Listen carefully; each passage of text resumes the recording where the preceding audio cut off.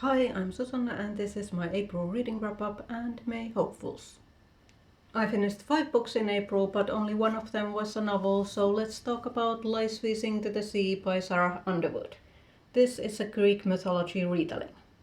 When Odysseus came back from the Trojan War, he hanged the 12 maids of Penelope and cast their bodies to the sea.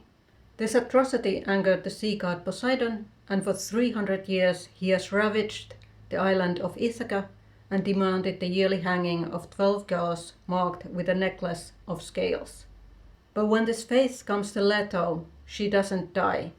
Instead, she meets an immortal being, Melansa, who gives her a mission: to kill the prince of Ithaca, Matthias, and end the curse of Poseidon for good. Lies Whizzing to the Sea is a Greek mythology retelling of, or rather a sequel to, the Odyssey. As I love ancient Greek mythology, I was super excited to read this book. Unfortunately, this was a massive disappointment. My first issue is the inaccuracies and anachronisms in the world building.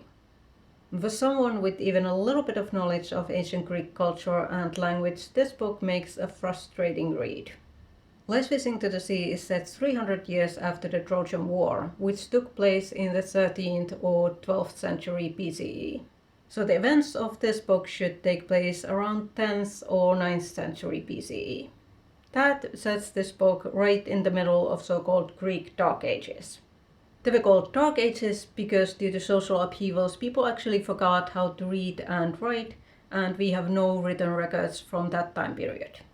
However, that's not what's happening in this book. The characters are constantly referring to written texts, and even a poor girl like Leto knows how to read and write.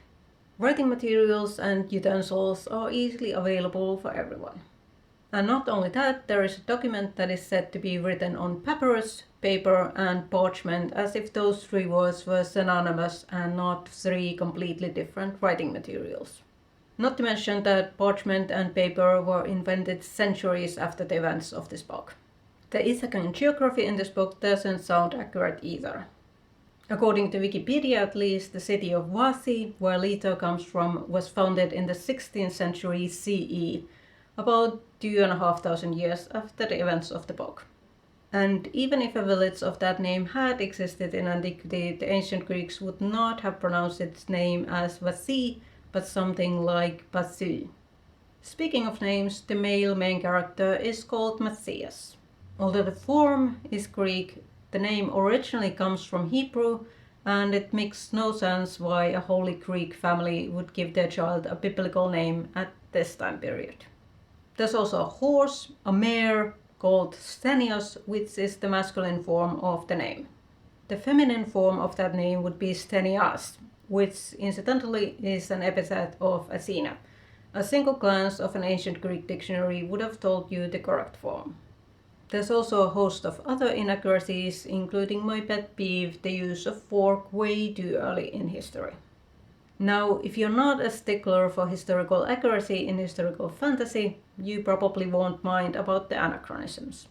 But for me, the inaccuracies constantly yanked me out of the story. I think this book would have worked a lot better if it had been set in a made-up fantasy world with fictional place names and labeled simply as inspired by Greek mythology. The anachronisms wouldn't have bothered me as much in that case. However, that would not have helped with the plot issues of this book. Once I was finally able to look past the issues in the world building, I could not but help notice how the plot made no sense. Why exactly does Poseidon demand that more girls die in revenge of the 12 maids that were originally killed? Why doesn't he just demand the death of the princess of Ithaca in the first place? The plot keeps jumping from an idea to an idea to an idea. There are way too many coincidences and plot holes. The characters decide, for whatever usually unexplained reason, to go somewhere to find some piece of information. But once they get there, they immediately decide to leave and pursue another goal. Nothing ever gets resolved, no plotline or ploy is ever fully explored, and what's worse, no one has any communication skills. There's no miscommunication per se, rather the characters simply don't tell each other what they have learned or what they suspect. I'm also unsure what age demographic this book is intended for. It reads like a young adult book, and the ages of the main characters seem to indicate that this is the case. Leto is 17 and Matthias is 19.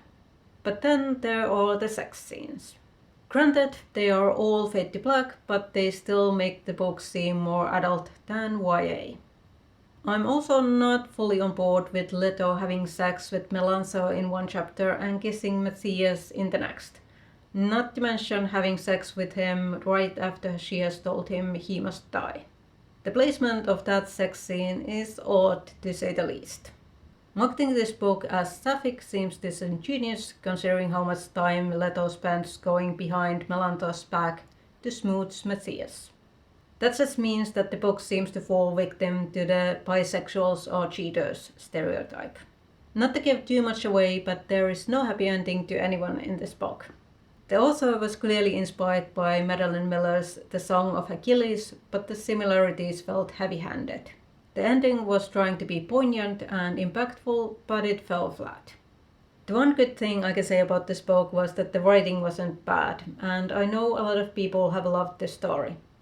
For me, the writing earns this book 2 stars, but unfortunately I can't recommend this book. The 4 other books I finished in April were non-fiction. The first was a Finnish handbook about dog breeds. The 3 others were scholarly non-fiction books about the ancient Greek novels. A Study of Daphnis and Chloe by R.L. Hunter, Chariton of Aphrodisias and the Invention of Greek Love Novel by Stephen Tilk, and Dirty Love, the Genealogy of Ancient Greek Novel by Tim Whitmarsh. These books were more scholarly than what I imagine a casual reader would be interested in reading, so I won't be talking more about these. I'm currently in the middle of this massive pile of books that I will continue in May. I will finally be finishing The Count of Monte Cristo by Alexandre Dumas. I started this in February and I still have about 100 pages left.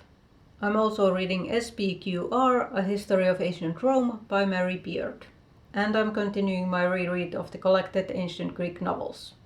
The 4th book I'm currently in the middle of is another scholarly non-fiction, The Search for the Ancient Novel. I'm also planning to start 3 books in May. 2 of them are novels. First, The Library of Broken Worlds by Alaya Dawn Johnson. And secondly, The Final Strife by Sarah El Arifi. I like to go blind into books, which, as we saw earlier in this video, is not always the best decision. However, both of these books have really interesting titles, so I'm eager to read them. Both of these books are fantasy. The last book I'm starting in May is yet another scholarly non-fiction book about ancient novels, a companion to the ancient novel.